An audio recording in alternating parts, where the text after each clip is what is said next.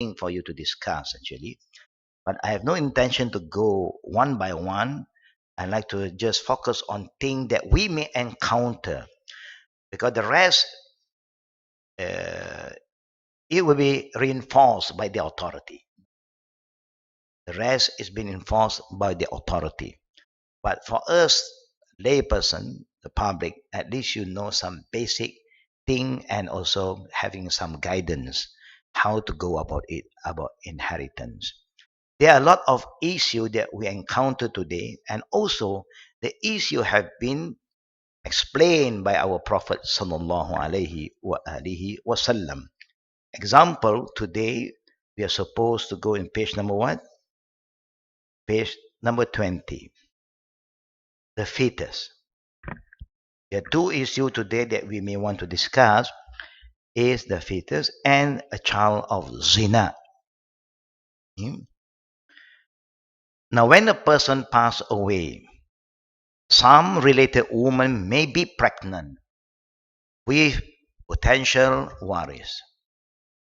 For example, if the deceased wife is pregnant, the child in her womb would be a major worries.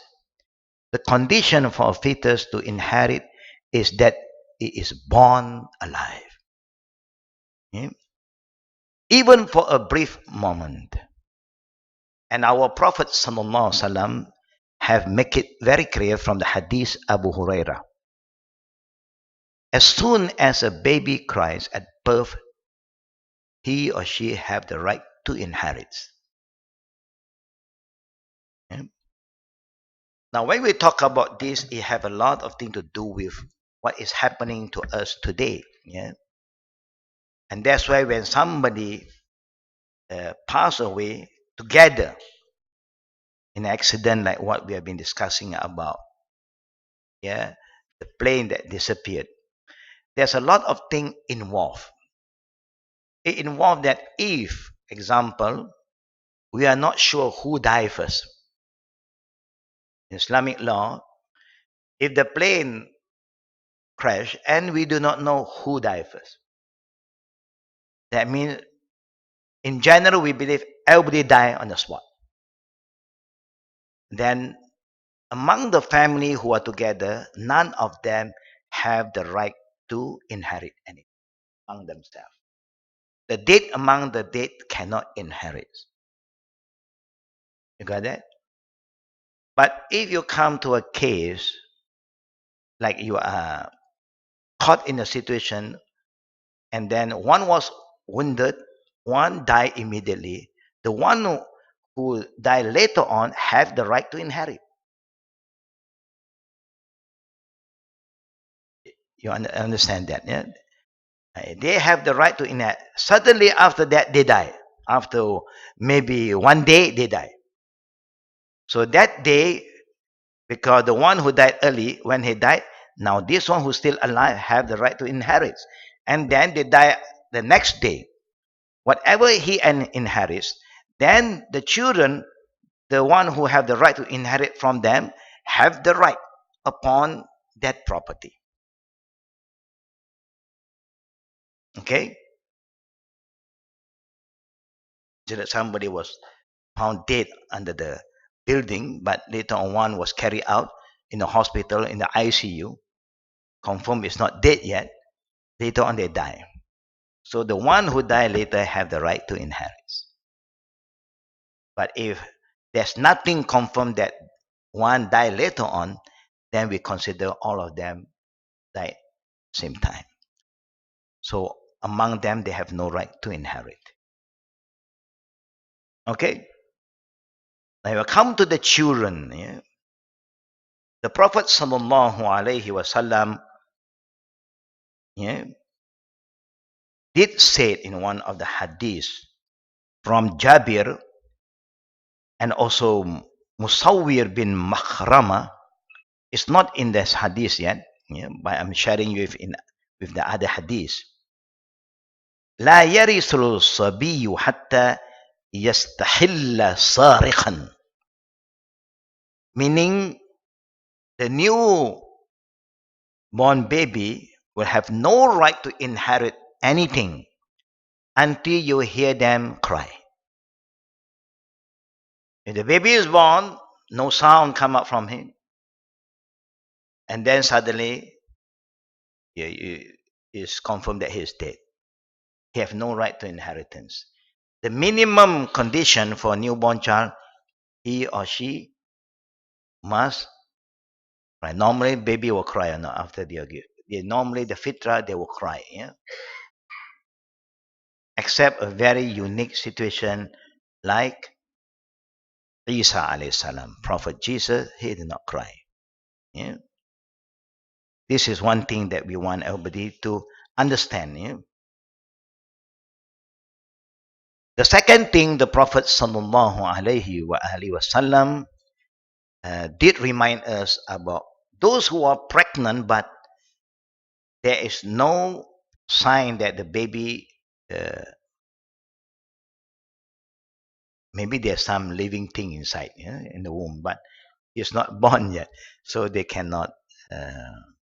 cannot say that he have the right to inherit any property. But they may have an issue if the child is born and then we do not know whether a male or a female.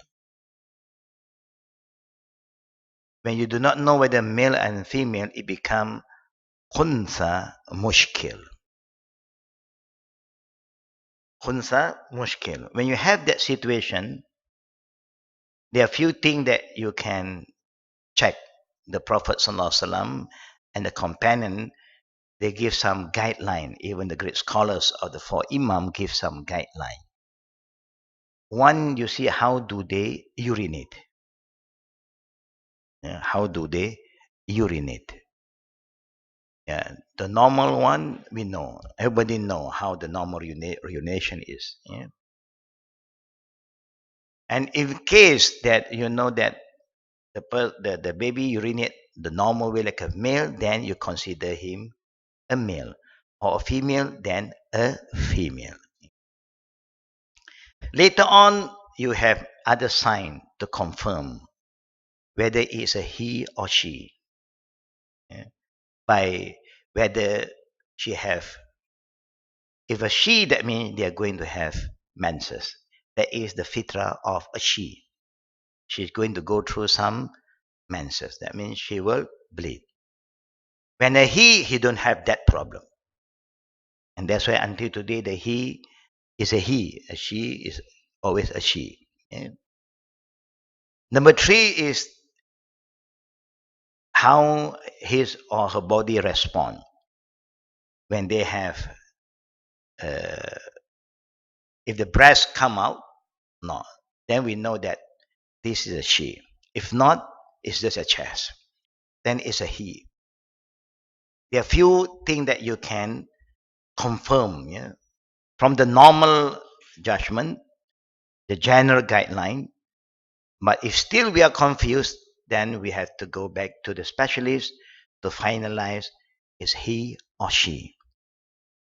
Then only the inheritance will go according to that. If they find difficulty, yeah, then they will get lesser share. They'll get a lesser share. This is part for this the second issue. We have this issue today, because we have acknowledged the thing we should not acknowledge.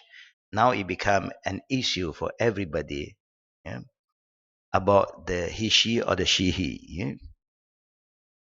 But sometimes when they are sure that they have this kind of form, then we confirm it's he, but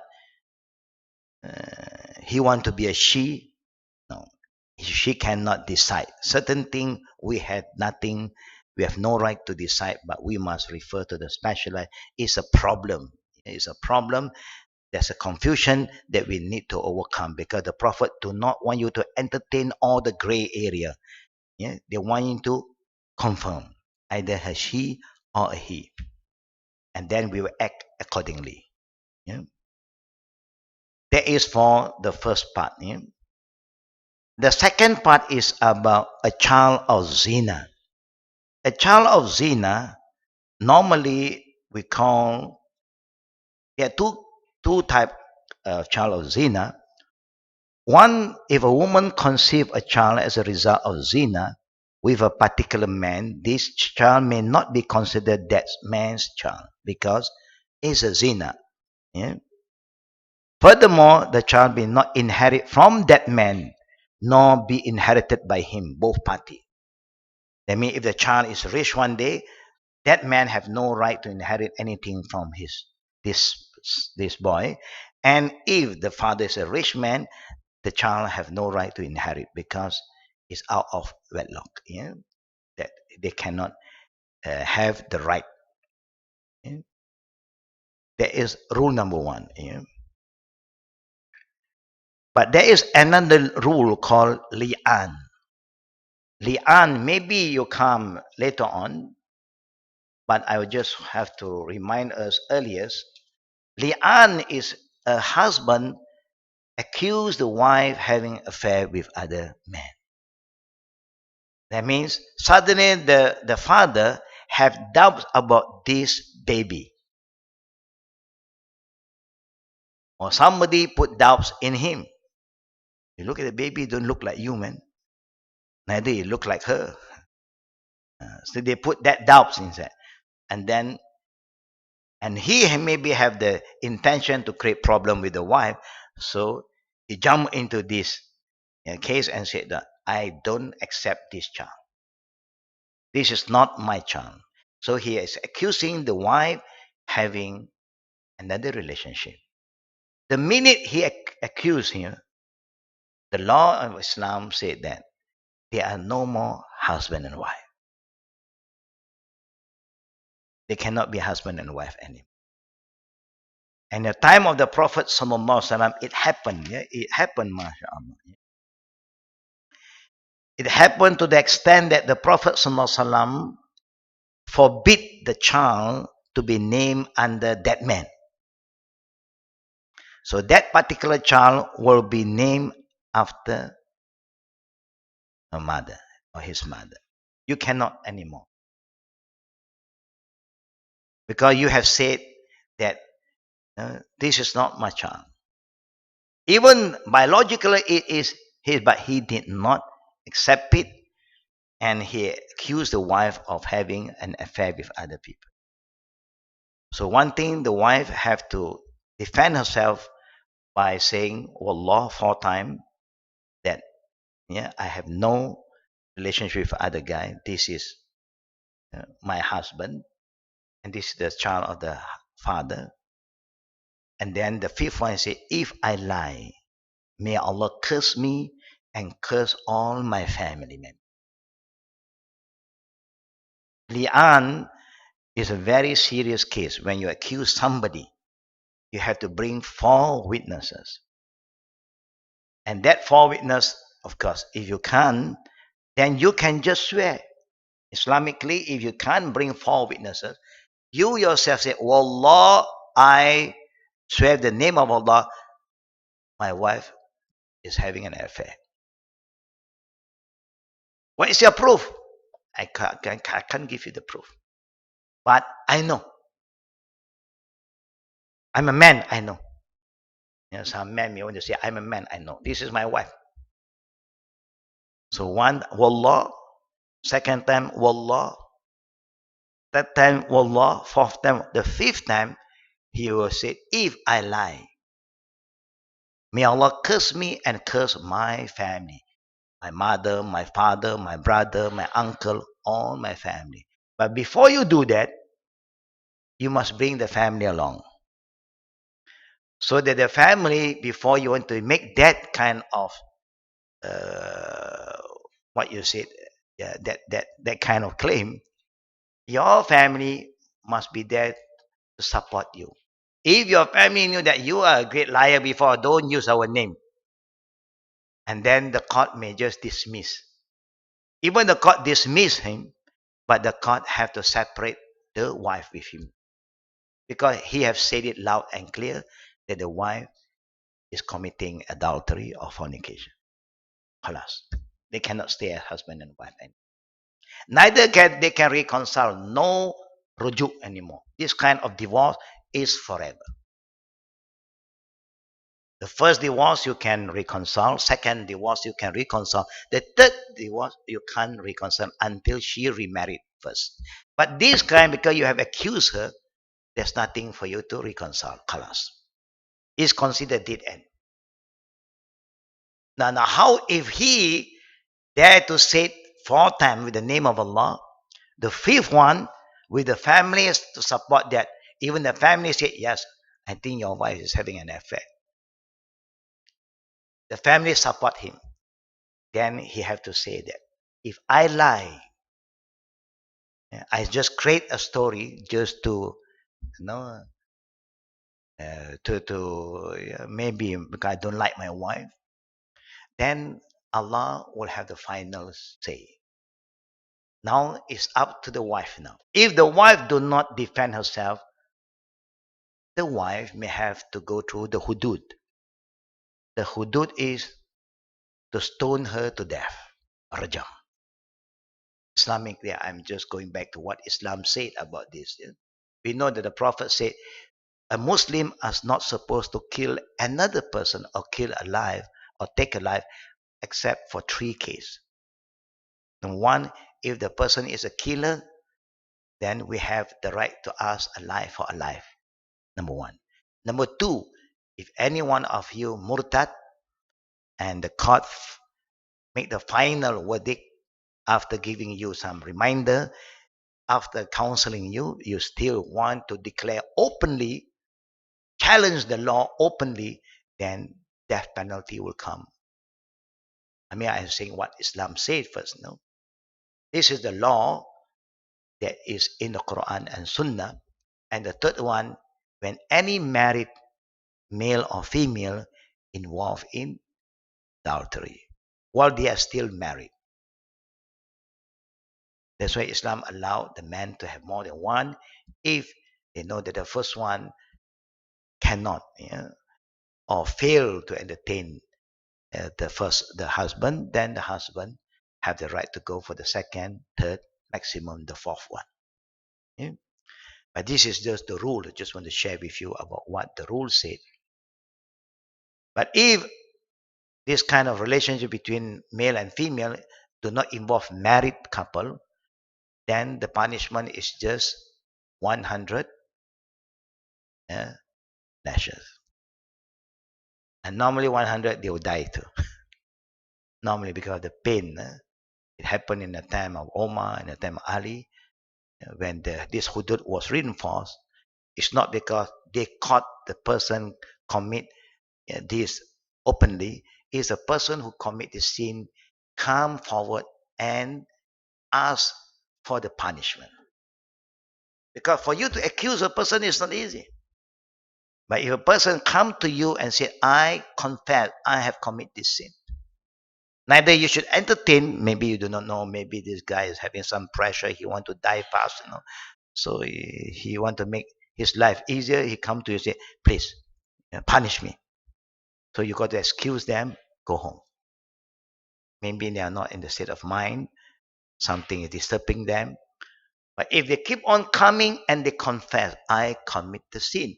You see, Islamically, Allahu Akbar walillahi alhamd. When a person come to you and he declare that he commit that sin, you do not look for the other party. Because to look for the other party, you have a lot of other issues. You have to handle this first. You say you commit. Nobody force you to say that. Nobody ask you about this. You yourself come forward and tell me, I have done this, this.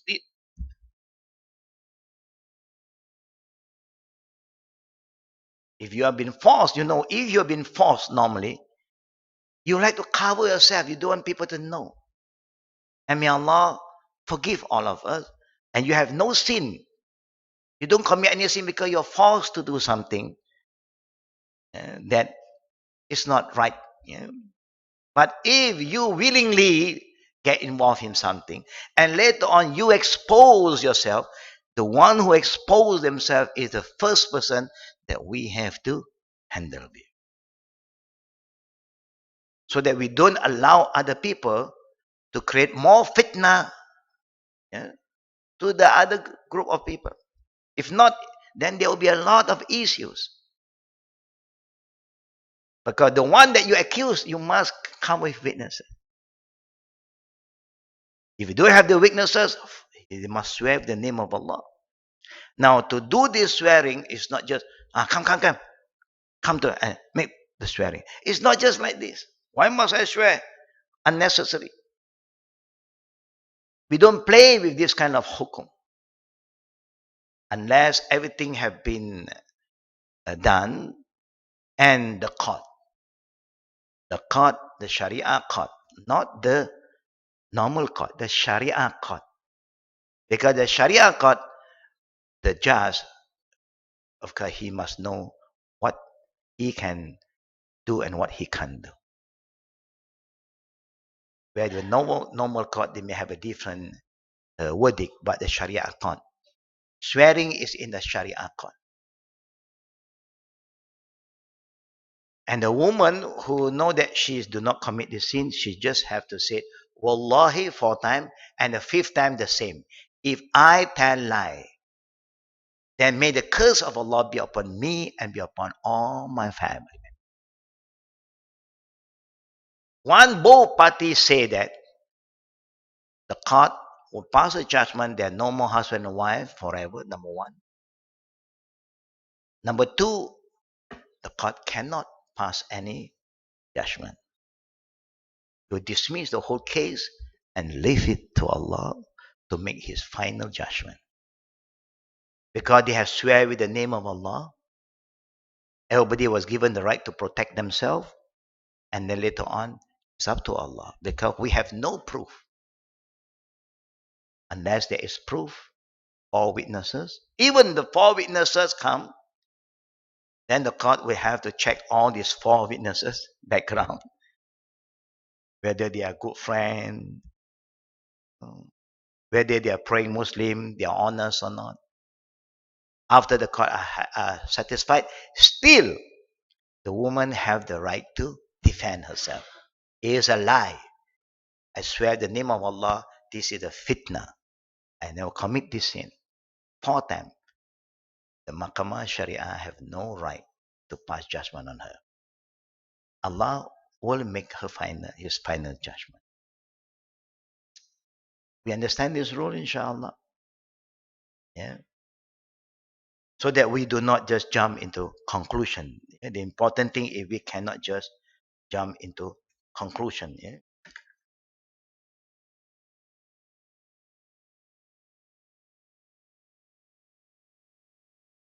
Because the hadith, there's a hadith from Sahal bin Sa'ad, based on this issue about when a husband accused the wife committing adultery.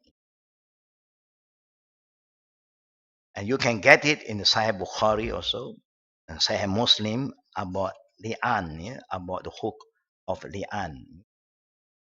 So if anything happened to the child, if the child have property, then the mother have the right to inherit, not the father, because the father have disowned this baby. He never said that this is his, so he have no right. Then one day this child grown up becomes somebody very important, become a big rich businessman, and now the father want to retract. Oh, I'm sorry, No, sorry is sorry, but he have no right to inherit the property from this son. And if the mother pass away, this son have all the right to inherit the property from the mother, because the nasab is to the mother now, nothing to do with the father. Okay. Now let us go back to a child of zina here again. Ibn Umar radiallahu anhuma reported that Allah's Messenger Muhammad said, the meaning, whichever man commits zina with a free or slave woman, the child that she bear is a child of zina. It neither inherit from him nor give him inheritance. Both sides. Yeah.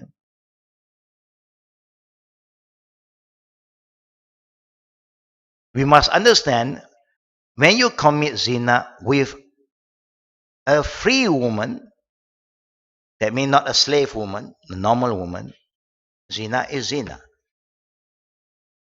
There is an issue if the zina was committed early and before she got pregnant and you got married, then you just cover the whole issue. Don't bring the matter up anymore. Nobody should talk about that past anymore.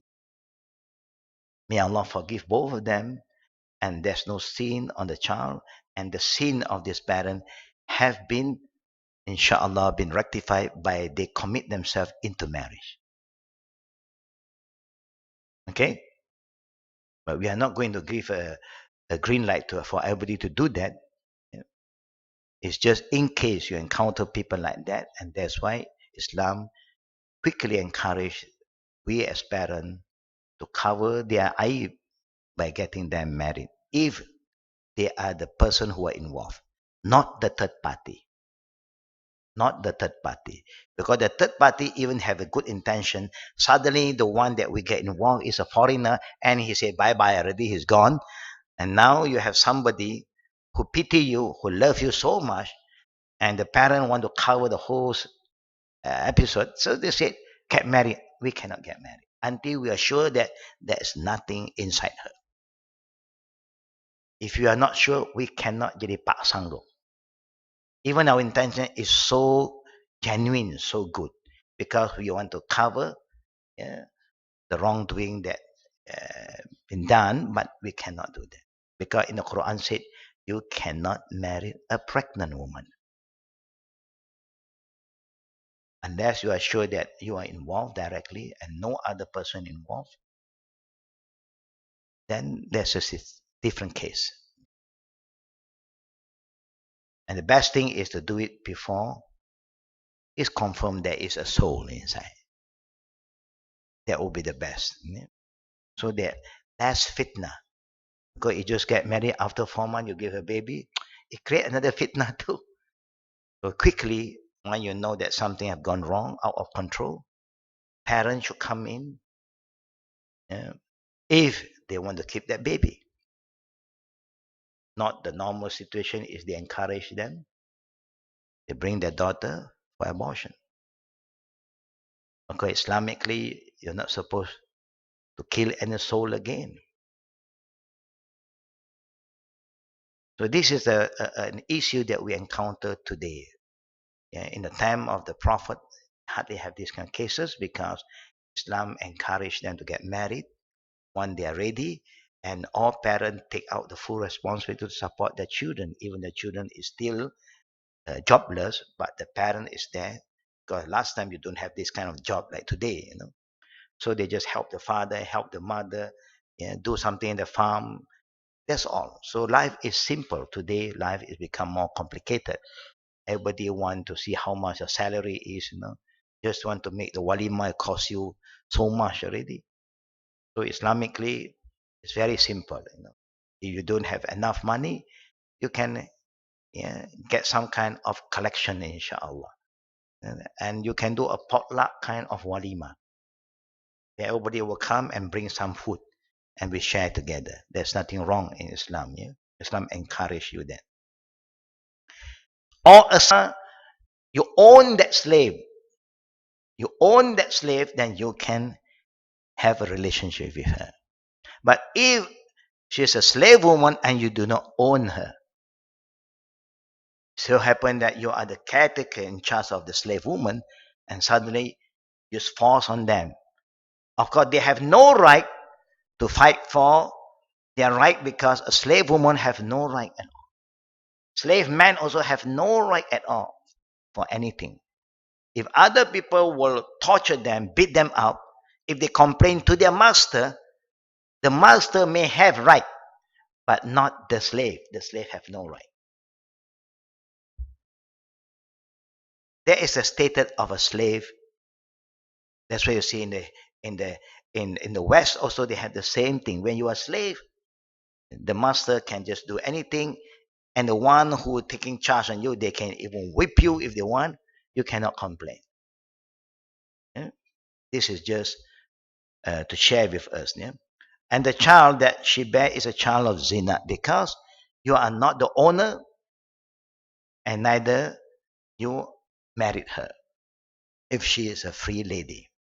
When a slave, you are not owner. But if you are the owner, and that's why the Prophet did say that one day, one the sign of the doomsday is the mother become the slave to the son. The mother become the slave to the son because you have relationship with the slave woman. That is your woman. She's a slave lady, and she got pregnant. She gave a son. She gave a baby. Now the baby is your baby because you own that slave woman, and that child is your child. It can be up to your name, but now if you don't free this woman is going to be a slave to the own son. And when you arrive when you come to that kind of situation, the Prophet ﷺ highly recommended them to free that woman, so that the woman have her dignity as a mother to the son. Alhamdulillah, I don't think this thing exists anymore so far. Yeah, because normally this kind of slavery so far, yeah, is not popular anymore. But it may happen again. The law of Islam is just to tell you what have the past and the present may not repeat, but the future it may take place again because of the war that is going on. There will come a time people want to control. People do not just want a country, people also want to control the people. So they may use force sometimes.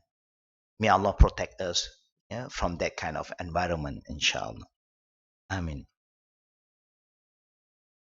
Aisha, the wife of our Prophet ﷺ, and Abu Huraira, the companion of the Prophet, and other companions too, reported that the Prophet ﷺ said, you know, meaning a child belongs to the mattress where it is born. And the one who committed adultery received the stone as punishment. Any punishment to rajam, stoning, it only apply for those who are married. Those who are not married is 100 slashes. That's all. Only those who are married, male or female. If both parties are married, this man is a married man, that woman is a married woman, and both get involved, both of them have to be stoned to death. That means 3/4 of their body will be covered and left just one part, one portion, the body, the upper part, and then anybody who passed through them have to take a stone to throw at them. It's not good. I don't think we can do that too because we don't have that feeling. Oh, it's too bad. To show us how bad is this kind of sin. Yeah. To show us that this kind of thing is very, very bad to the extent that the punishment is so, I would say, disgraceful. So may Allah protect us, especially our our young men and young women who got married. And that's why Islam do not want you to get married if you don't love that person. You cannot be forced because marriage have a lot of things to do with a very close relationship. You must share the love and everything together. But if you fail to do that, then you'll see that thing will go upside down. This will go for others, that party also go for others because they have no feeling. If you don't have any good feeling, what the Prophet ﷺ recommend us is to divorce so that you can have somebody that you love and the other party also can have somebody that they like. We understand that, of course, easily. Yeah? Okay, that's why there's no force in marriage.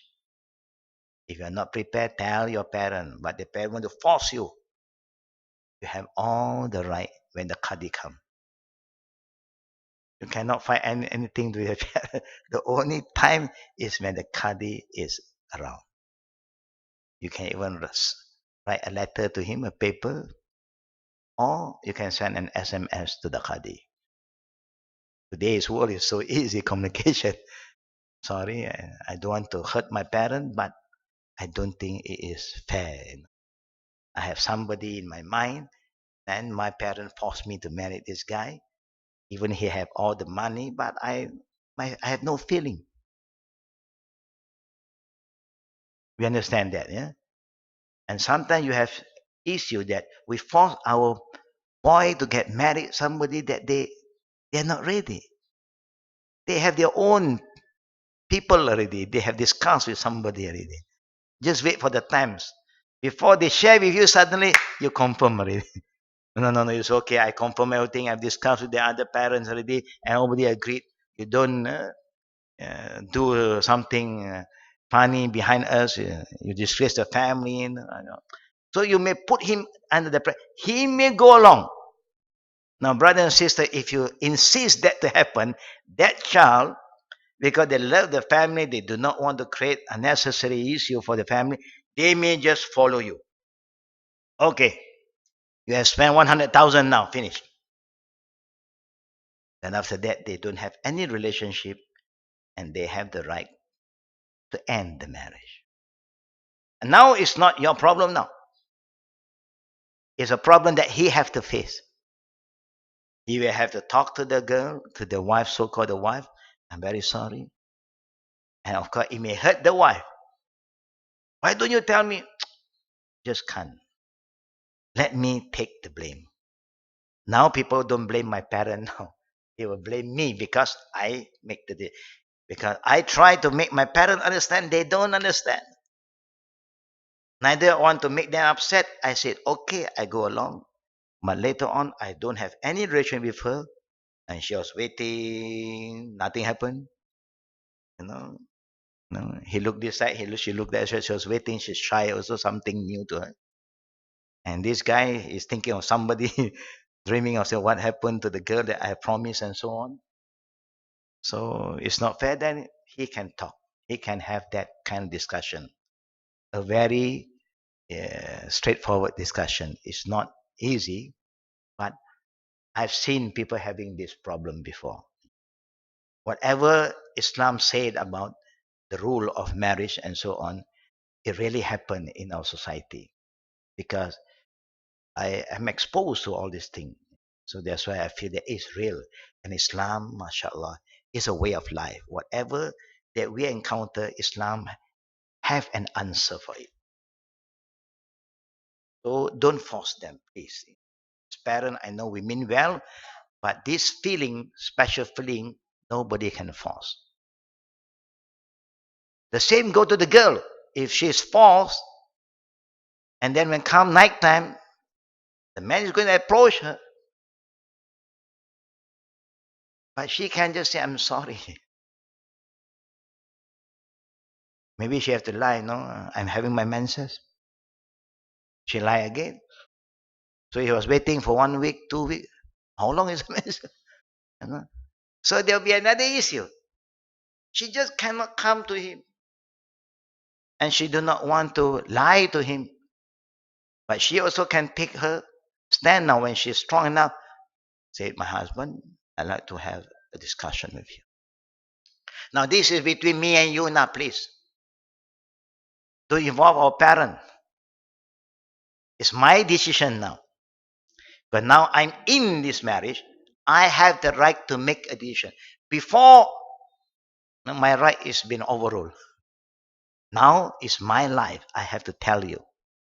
I respect you, as a man, but I just cannot carry on with this relationship. As a man, being a man, you must honor her honesty and sincerity. Okay, say, why not we just give a try first? He said, no, I'm sorry. I don't want to hurt you more than this. If not, then you have to suffer, I have to suffer because I cannot perform. You understand this, sister? Do you think it's fair? Do you think it's fair? May Allah make us understand, inshallah. Especially those who are children, please. But if you want to make sure your children follow what you decide for them, make them very close to you. And you got to make them exposed to the person that you like very soon, so that they also can adjust themselves. So they do not promise with somebody before thing get out of control. Abdullah bin Ammar reported that Allah's Messenger said, the meaning of the saying the Prophet, an anecdote individual who, after the death of his father, to whom he was is admitted by the inheritors, the inheritor after the father has the following cases. Number one, if he was from a slave woman whom the deceased owned when he had intercourse with her, the son may be named after the father, and he received no share of what had already been divided of the inheritance before he was admitted. Meaning, what he inherited is a different kind of inheritance. He only received his share of whatever has not yet been divided. What is been divided early, he has no right anymore, but the one that has not been divided yet, and then he have that share. If the father to whom he attribute denied him, that means if the man denied, that means he have no right to inherit anything because he is not been named after the father. Now we have a lot of issue lately also about this. Number three, if he was from a slave woman from the deceased did not own, or from a free woman with whom he committed zina, then he, the son, is a child of zina, who should be attributed in either case to his mother's family, and may not be annexed to the deceased, nor may he inherit from him, even if he claim him to be his. And because that woman, when you have relationship, neither is your slave or your wife. And that's why you have no right upon that.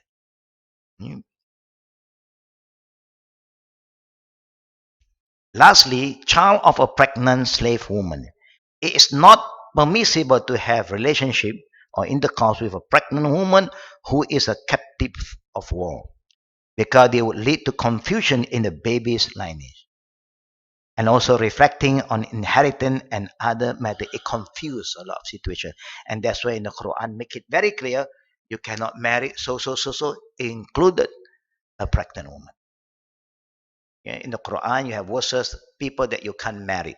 Your auntie, your sister, your mother. Of course, all of us are aware of this. But marrying mother, there was a case before our prophet.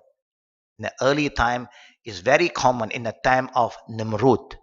In the time of Nimrud, you have people got married with a woman very, very young age, and now they got son, and the son grown up, and the mother fall in love with the son. Later on, the father passed away, and the mother, as a queen, married with the son. It is very common, and that's why the law came out that you cannot marry your mother.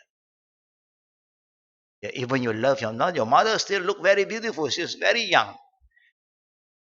Maybe now you're just 14, 15 years old, younger than your mother. Again, a woman can get married when they're 12, 13 years old. They can be a mother when they're 14 years old.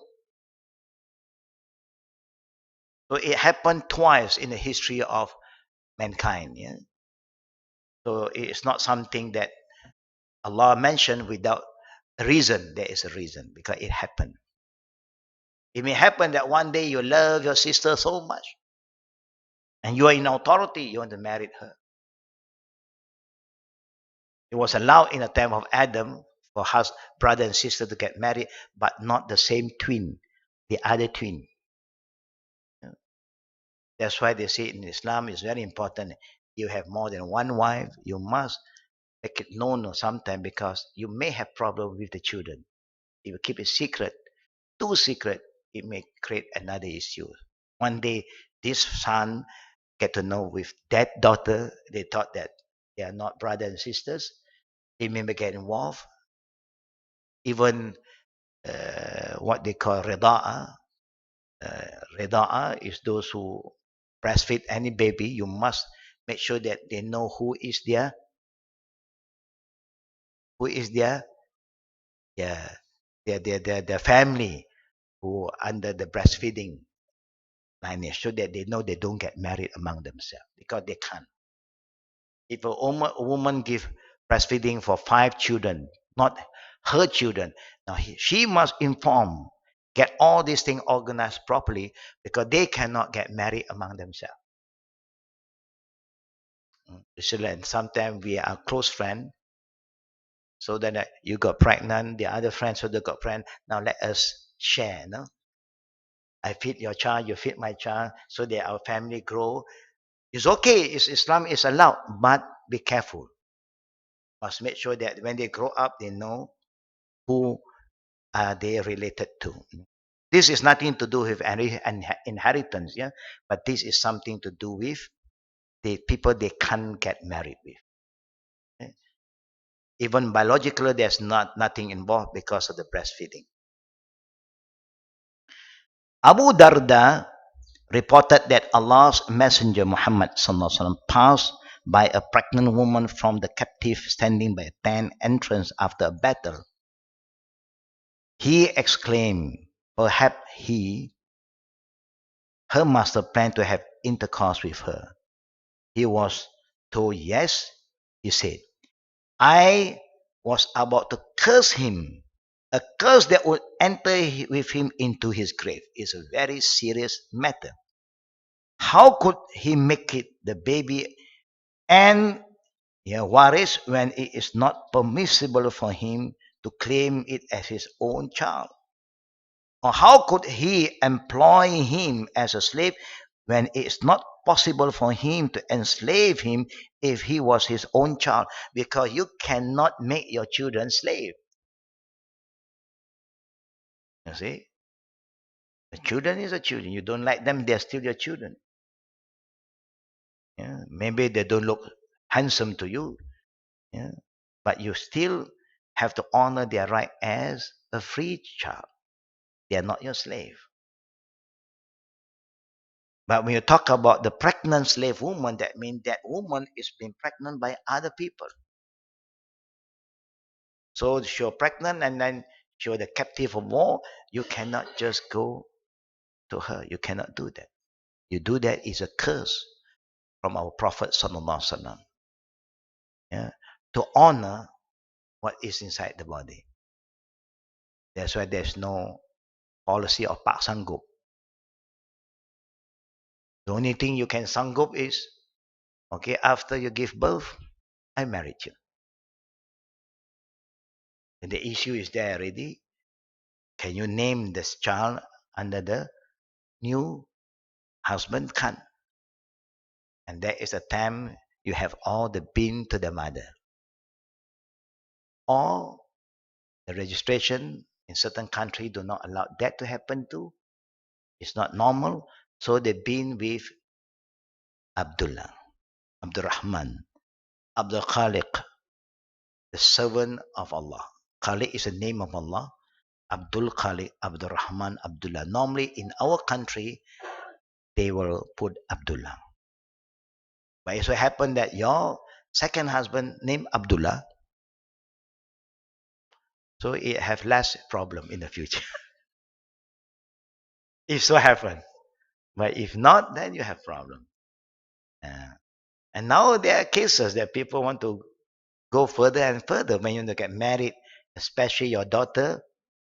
No, they want this certificate, that certificate, this document, more and more now, because they start to think of this problem. I want to see your father's, your parent marriage certificate. You see, it can become very complicated. They may have good reason, but as a Muslim, we should not develop this doubt. Don't make it difficult. But there are people who want to make it so difficult. Bring your fathers, your mother. We have married for more than 40 years. I don't know where your certificates now. I have so many children. You still look for my paper.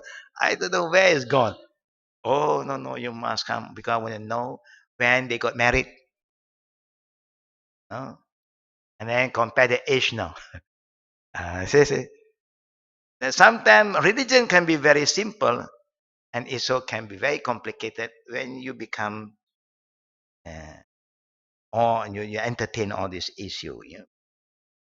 So if you look at this law, because Allah even have make it clear that no man can marry a pregnant woman, and then the discussion further about that ayah was discussed by the companions, even Omar ibn Khattab.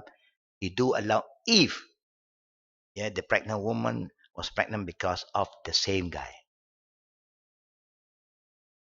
and that is how they overcome the issue, especially in the time of Omar when the Muslim empire have increased.